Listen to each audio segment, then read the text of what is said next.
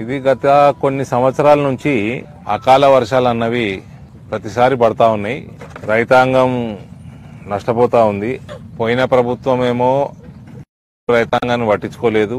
జాతీయ స్థాయిలో పంట బీమా ఫసల్ బీమా పథకం ఉన్నా కూడా దాదాపు 90% రాష్ట్రాలకు కూడా ఇంప్లిమెంటేషన్ ఉన్నా తెలంగాణలో రైతాంగాన్ని పట్టించుకోవడం వల్ల కేసీఆర్ ప్రభుత్వం నిర్లక్ష్యం వల్ల ఇక్కడ ఫసల్ బీమా లేకుండా పోయింది. వీళ్ళు కూడా ఫసల్ బీమా పెడతామన్నారు కానీ ఏలటి వరకు దాన్ని ఇంప్లిమెంట్ చేయలేదు. ఫసల్ బీమా ఉంటే ఇటువంటి ప్రకృతి వైపరీత్యమైనప్పుడు కనీసం పెట్టుబడి డబ్బులన్నా వస్తాయి.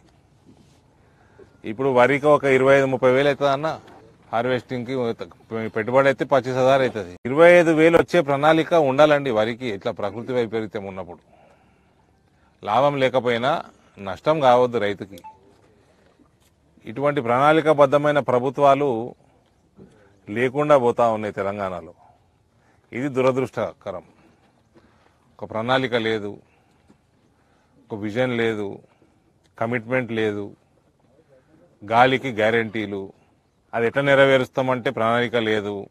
ఇన్కమ్ ఎట్లా జనరేట్ చేస్తారు, వాగ్దానాలకి 2 లక్షల కోట్లు 3 లక్షల కోట్లు ఎక్కువ కావాలి, ఏ రకంగా సంపాదన ఉంటుంది అంటే దానికి ఐడియా లేదు. ఎలక్షన్లు వస్తున్నాయి, వాగ్దానాలు చేయాలి, ఓట్లు వేయించుకోవాలి, తర్వాత ఎగ్గొట్టాలి. ఈ రకమైన ఆలోచన విధానంతో పార్టీలు నడిచినంతసేపు సమాజం బాగుపడది. ఒక విజన్ తోటి, ఒక ప్రణాళికతోటి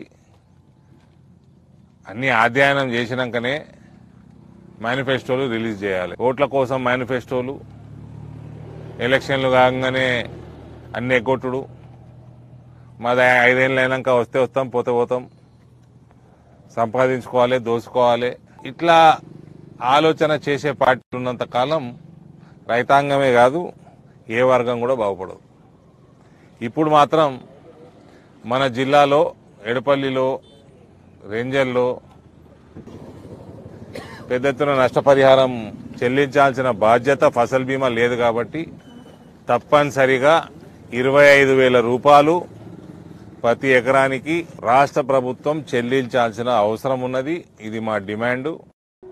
వాగ్దానాల మీద దాటివేసే ధోరణి, చెరుకు ఫ్యాక్టరీల మీద దాటివేసే ధోరణి, ఇటువంటి ధోరణితోటి పని చేస్తే మాత్రం మంచి పద్ధతి కాదు.